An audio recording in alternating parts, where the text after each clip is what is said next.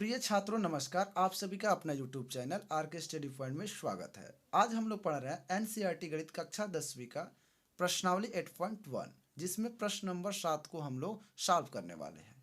हमारे पास प्रश्न है, यदि cot थीटा बराबर 7/8, तो पहला प्रश्न है कि 1 plus sine theta into 1 minus sine theta बटा 1 plus cos theta into 1 minus cos theta का मान बताना है। यहाँ पे एक और है, दूसरा प्रश्न कॉट स्क्वायर थीटा का भी मान हमें बताना है। चलिए, ये क्वेश्चन बहुत ही आसान है। ये देखने में बड़े ही कठिन लग रहा है, लेकिन आसान बहुत ही है। आपको यहाँ पे नज़र आएगा, यहाँ पे ध्यान दीजिए। यहाँ पे कॉट थीटा का जो मान हुआ है, इस पर हम चर्चा करते हैं। चलिए, यहाँ पे हम लिख लेते हैं कि कॉट थीटा का जो मान दिया हुआ है, उसको यहाँ पे हमने नोट कर रखा है 7/8।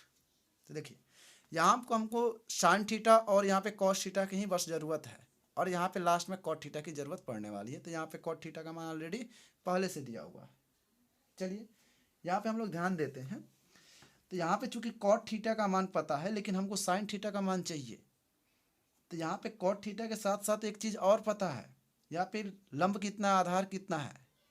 ध्यान दीजिए, कॉट थीटा का सूत्र होता है हमारा आधार बटा कर्ण। यहाँ पे हम क्वेश्चन जो है कि सूत्र लिख दे रहे हैं। कॉट थीटा का जो सूत्र होता है वो आधार बटा लंब होता है, आधार बटा लंब। ठीक है, यहाँ पे आप देख सकते हैं कॉट थीटा का जो सूत्र होता है आधार बटा लंब होता है। तो इस हिसाब से हमारा ये जो 7 होगा, सूत्र के हिसाब से आधार बटा लंब। तो यहाँ से 7 हमारा आधार हो गया, 8 हमारा जो है कि लंब हो गया। अब प्रश्न आता है कि साइन थीटा, इस आधार और लंब से साइन थीटा का मान कैसे निकलेगा। तो निकलेगा क्यों नहीं, साइन थीटा का सूत्र होता ही है लंब बटा कर्ण।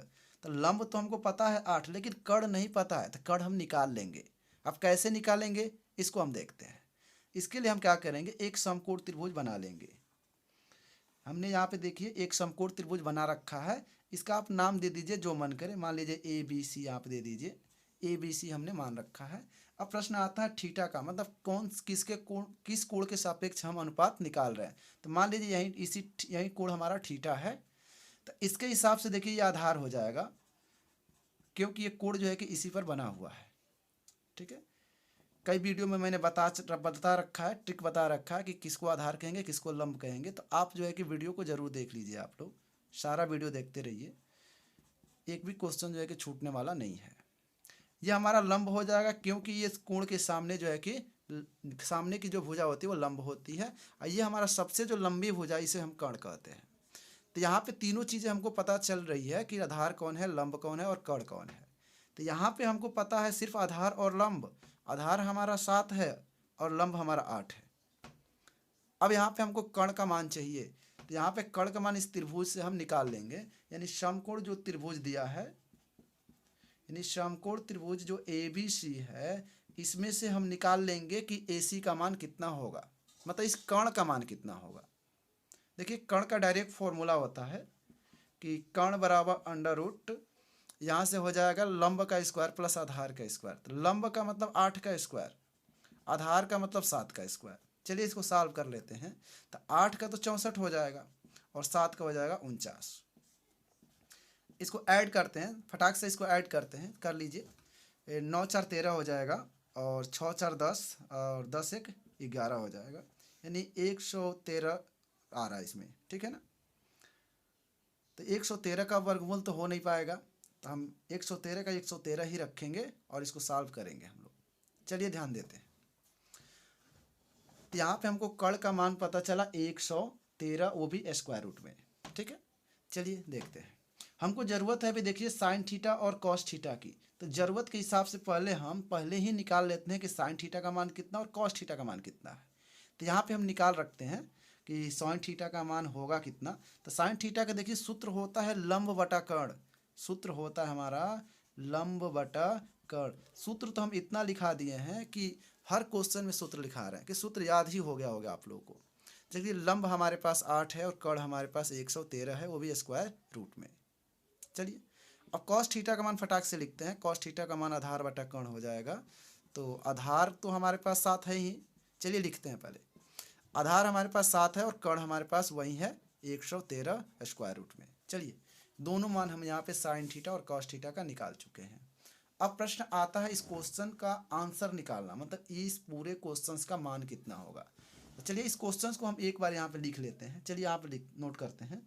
हो जाएगा 1 plus sine theta into 1 minus sine theta बटा 1 plus cos theta into 1 minus cos theta. ये हमारे पास प्रश्न है, इसी का मान हमें बताना है। तो यहाँ पे ध्यान दीजिएगा आप लोग, ये 1 प्लस साइन थीटा और 1 माइनस साइन थीटा जो आपको दिख रहा है, ये हमारे पास ए प्लस बी और ए माइनस के सूत्र बी के सूत्र पर है। मतलब ए यहाँ पे सूत्र एक होता है, यहाँ पे आप लोगों को बता देते हैं। ए प्लस बी इंटू ए माइनस बी का जो सूत्र होता है ए स्क्वायर माइनस बी का स्क्वायर।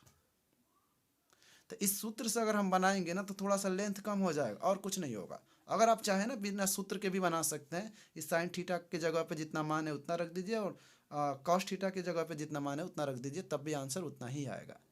लेकिन इससे मान के बनाएंगे लेंथ थोड़ा सा कम हो जाएगा और कुछ नहीं होगा। चलिए इस सूत्र के हिसाब से हम लोग बनाते हैं। तो सूत्र हमारे पास है ए प्लस बी ए माइनस बी, यानी ए स्क्वायर माइनस बी स्क्वायर। ए का स्क्वायर मतलब करेंगे ना तो एक का स्क्वायर करेंगे, यही ना। तो एक का स्क्वायर तो एक ही ना होगा। और साइन का स्क्वायर करेंगे तो लिख देते हैं कि साइन स्क्वायर थीटा। यहाँ पे एक विशेष ध्यान रहे, कभी भी थीटा का स्क्वायर नहीं होता है, साइन का स्क्वायर होता है, मतलब कोण का स्क्वायर नहीं होता है। ये विशेष ध्यान, यहाँ पे गलतियाँ नहीं होनी चाहिए। यहाँ पे 1 ए प्लस बी और ए माइनस बी पे इसको भी तोड़ देंगे, ये हो जाएगा 1 का स्क्वायर मतलब ए का स्क्वायर, तो ये हो जाएगा 1 का स्क्वायर 1 ही होता है। और कॉस स्क्वायर का हो जाएगा यहाँ पे कॉस स्क्वायर थीटा। यहाँ पे एक विशेष ध्यान और देंगे, अगर ये फॉर्मूला पढ़े होते ना पहले से 1 माइनस साइन स्क्वायर थीटा, तो यहाँ पे लिख देते कॉस स्क्वायर थीटा, या 1 माइनस कॉस स्क्वायर थीटा के जगह पे साइन स्क्वायर थीटा, ऐसा फॉर्मूला होता है। लेकिन अगले वीडियो में हम लोग पढ़ने वाले हैं ऐसा फॉर्मूला, ठीक है ना। चलिए बिना फॉर्मूला के बनाते हैं, सारे फॉर्मूला यहीं पे नहीं लगाएंगे। चलिए ध्यान देते हैं, बचा के रखेंगे अगले क्वेश्चंस के लिए।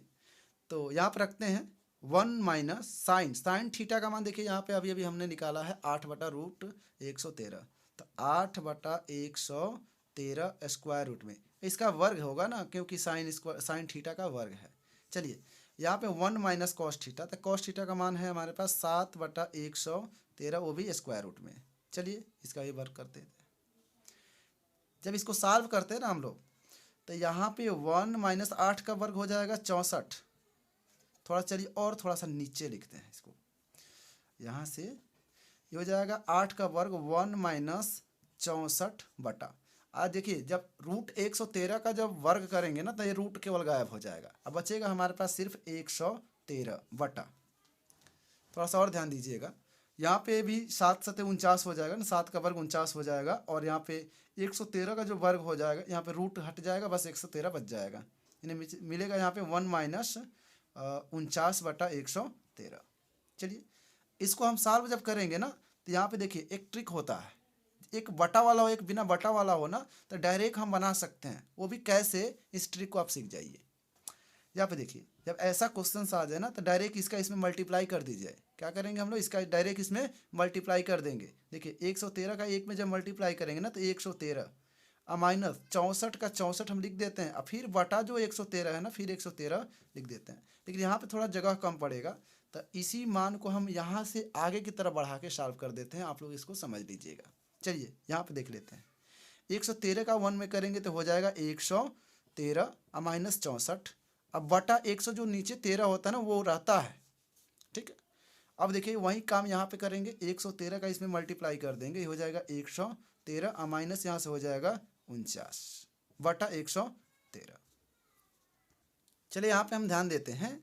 तो जब यहाँ पे करेंगे ना 113 में से 64 जब घटाते हैं, यहाँ पे देखिए 113 कट जाएगा, क्योंकि ये जब राशि जब इधर जाएगी ना तो ये नीचे रह जाएगी और ये हमारा ऊपर हो जाएगा, और ये हमारा कट जाता है। तो 113 में से जब 64 घटाते हैं ना, देखिए यहाँ से 13 में से 4 गया 9 हो जाएगा, और यहाँ 10 में से 6 गया 4, यानी 49 मिला हमको। अब एक चीज़ बताइए, जब 113 में से 64 घटाने पर 49 मिल रहा है तो 49 घटाने पर 64 मिलेगा, जाहिर सी बात है, यानी 49/64 यही हमारा आंसर हो जाएगा। तो इस क्वेश्चन का जो आंसर होगा ना 49/64 हो चुका है।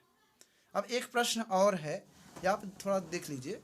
हमारे पास है कि ये कॉट स्क्वायर थीटा का मान कितना होगा। तो यहाँ पे तो इतने जगह में भी सॉल्व हो सकता है। कॉट स्क्वायर थीटा का मान देखिए ना, कॉट स्क्वायर थीटा का मान हमको बताना है। सिंपल सी बात है, कॉट थीटा का मान 7/8 दिया हुआ है। इस क्वेश्चन में देख लीजिए 7/8 जो है कि कॉट थीटा का मान दिया हुआ है। तो 7/8 का क्या करना, हमको सिर्फ वर्ग कर देना, क्योंकि कॉट का ना मान दिया हुआ है 7/8, कॉट स्क्वायर थीटा का थोड़ी दिया हुआ है। अब 7 का वर्ग 49 हो जाएगा, 8 का वर्ग 64 हो जाएगा।